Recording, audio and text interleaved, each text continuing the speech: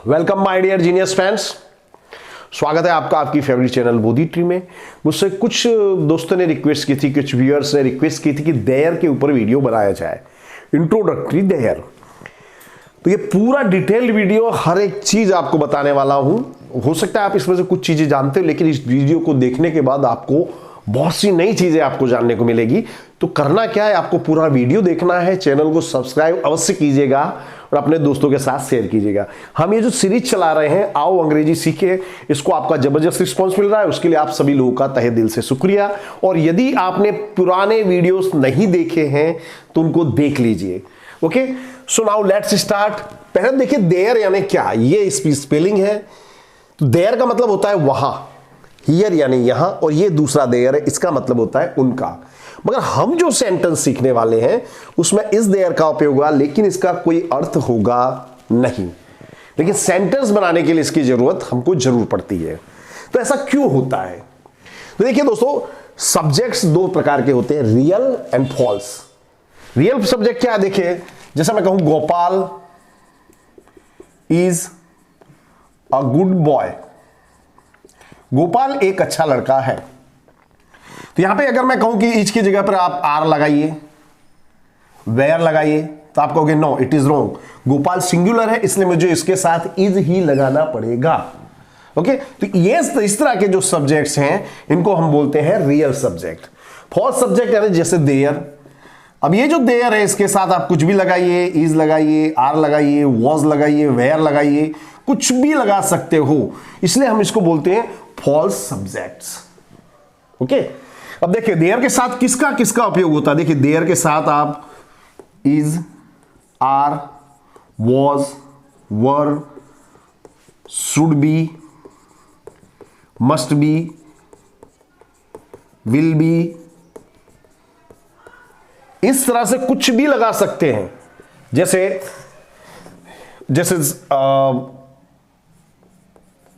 Boy under the tree. अब ये देखिए ये सबके साथ सेट हो जाएगा। जैसे there is a boy under the tree, पेड़ के नीचे एक लड़का है। There are boys under the tree, are करके भी लगा सकते हैं हम। There was a boy under the tree, there were boys under the tree, there should be a boy under the tree, there must be a boy under the tree, there will be a boy under the tree. तो यानी there जो है ये आलू है भाई, आलू सबके साथ मिक्स हो जाता है। ये हमारा आलू है, तो ये आलू की उपयोगिता क्या है दोस्तों? तो ये जो हमारा आलू है यानी कि देयर, इसका उपयोग होता है सेंटेंस बनाने के लिए। जैसे मैं आपको कहा हूं अ काऊ अंडर द ट्री। अब ये कोई वाक्य नहीं है, इसका एक सेंस आ रहा है, आपको मालूम पड़ा कि एक गाय पेड़ के नीचे है, लेकिन ये कोई कंप्लीट सेंटेंस नहीं है, ये कोई प्रॉपर सेंस नहीं दे रहा है। ओके, तो मैं इसके आगे लगा देता हूं there is a cow under the tree. इसका मतलब हुआ कि पेड़ के नीचे एक गाय है। ओके, यानी बात वही मैंने कही, लेकिन मैंने जो देयर इज जो है ये एक्स्ट्रा लगा दिया है। तो ये जो एक्स्ट्रा देयर लगाता हूं इसी को कहते हैं इंट्रोडक्टरी देयर। ओके, यानी सेंटेंस को बनाने के लिए, उसको एक प्रॉपर सेंस देने के लिए इसका उपयोग होता है। ये आता है और चला जाता है। तेज पत्ता जानते हो ना, तेज पत्ता होता है, सब्जी में डाला जाता है और छिल्ले जब खाते हैं तो उस तेज पत्ते को निकाल के रख देते हैं। तो इस तरह से ये आएगा देयर, लेकिन इसका कोई उसका उस उपयोग में अर्थ वहां नहीं होता, इसका कोई मीनिंग नहीं होता है। जैसे मैं कहूं there is a cow under the tree, यानी एक गाय पेड़ के नीचे है। देयर यहां पे हमारा आया, तेज पत्ते की तरह सब्जी को स्वादिष्ट बनाया और चला गया। इस तरह से हमारा देयर।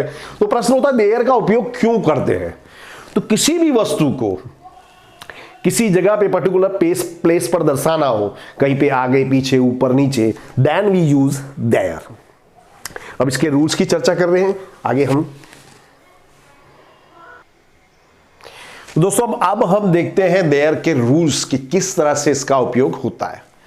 तो पहले देखिए इसका उपयोग होता क्यों। तो जैसा मैंने आपको बताया कि किसी व्यक्ति अथवा वस्तु को किसी पर्टिकुलर प्लेस पर दर्शाना हो तो हम वाक्य की शुरुआत में देयर का उपयोग करते हैं। ओके, तो अगर जो संज्ञा है, जो हमारा नाउन है, ये सिंगुलर हो, एक वचन हो, तो उसके साथ आपका आएगा there is, there was. Okay, अगर हमारा जो नाउन, हमारी संज्ञा प्लूरल हो तो हम उपयोग करेंगे देयर आर अथवा देयर वर का। और जो प्लेस है, जो स्थल है, किसी वस्तु को आप कहां दर्शा रहे हो, जो प्लेस है वो कहां आएगा, at the end of the sentence. ये हमारा स्ट्रक्चर है। सबसे पहले आप देयर लिखोगे, उसके बाद आपका हेल्पिंग वर्ब आएगा, उसके बाद नाउन आएगा। ये जो हेल्पिंग वर्ब है अकॉर्डिंग टू नाउन आता है, ओके। और जो आपका प्लेस है वो कहां आएगा, वाक्य के अंत में, ओके। कुछ एग्जांपल्स बताऊंगा, आप भूल नहीं पाओगे। टेबल के नीचे एक बिल्ली है, एक बिल्ली, सिंगुलर, तो देयर इज क्यों लिखा, क्योंकि जो बिल्ली है एक है, सिंगुलर है, तो यहां पे आएगा नाउन अ क्रेट। कहां है, टेबल के नीचे, अंडर द टेबल, ओके। नदी में 5 नाव थी, भूतकाल की बात कर रहे हैं, 5 प्लूरल है, बहुवचन है, इसलिए हम देयर वेर लिखेंगे, देयर वर। इसके बाद नाउन आएगा 5 नाव, 5 बोट्स। कहां थी, नदी में, इन द रिवर। यह आएगा आपका वाक्य के एंड में, ओके। इंद्रधनुष में 7 रंग होते हैं, 7, ये प्लूरल है, तो इसलिए देयर आर 7 कलर्स इंद्रधनुष में, इन द रेनबो, रेनबो यानी इंद्रधनुष, ओके। मेरी पाठशाला में एक पुस्तकालय है, सिंगुलर, एक, इसलिए देयर इज का उपयोग करोगे, देयर इज अ लाइब्रेरी।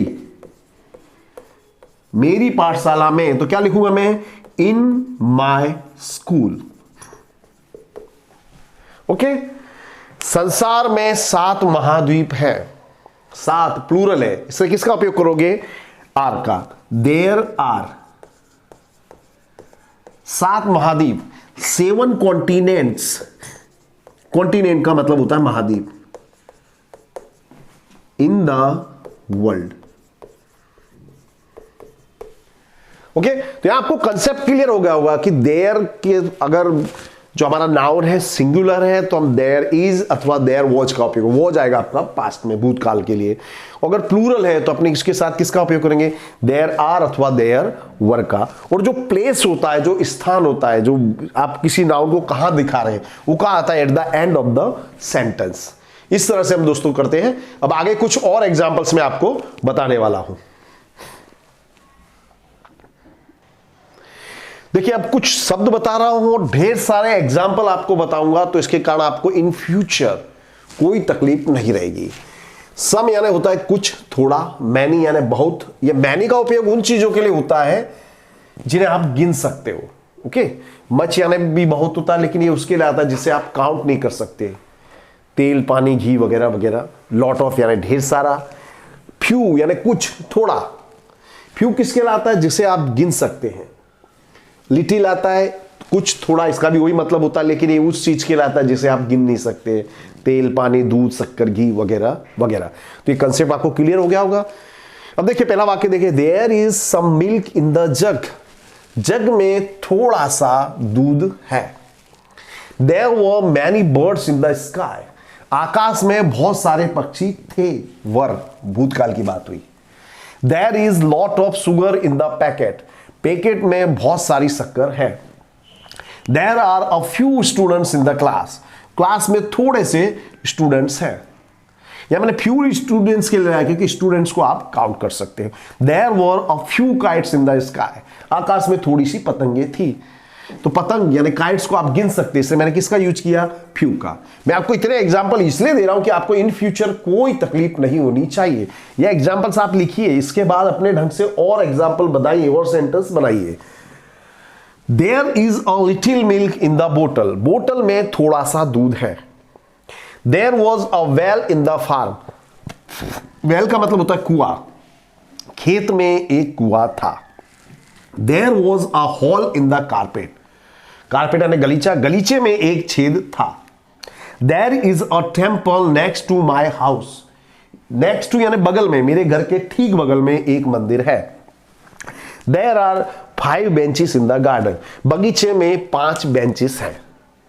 दोस्तों इतने सारे मैंने एग्जाम्पल बताए, रूल्स बताए। I am sure in future आपको इसको लेकर के कोई समस्या नहीं होने वाली है। और अगर आप ये चैनल को सब्सक्राइब करते हैं, सभी वीडियो देखते हैं, तो आपको इंग्लिश या अन्य किसी सब्जेक्ट में कोई प्रॉब्लम नहीं होने वाली। तो इंतजार किसका, चैनल को सब्सक्राइब कीजिए, लाइक कीजिए, अपने मित्रों को इसके बारे में अवश्य बताइएगा। Thank you very much.